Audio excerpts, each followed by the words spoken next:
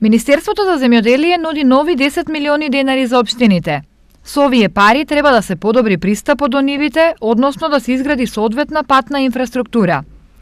Финансиската помош е неповратна, а средствата кои ќе им бидат доделени, општините ќе може да ги користат за набавка на градежни материјали и елементи за конструкција, плаќање на услуги од трети лица за надзор и изведување на градежни работи, за изработка на елаборати, за изработка на студии или планска и техничка документација.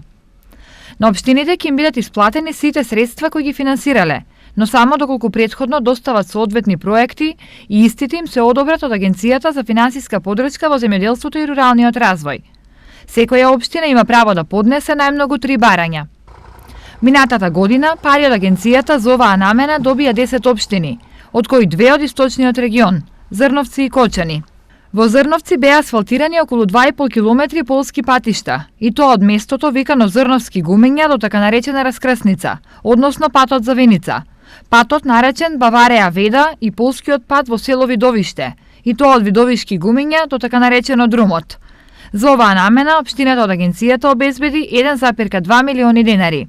Во Кочани со 1,1 милион денари беше асфалтиран патот во местноста Слатина. Станува збор за пат со должина од околу 1 километар и 2,5 метри широчина.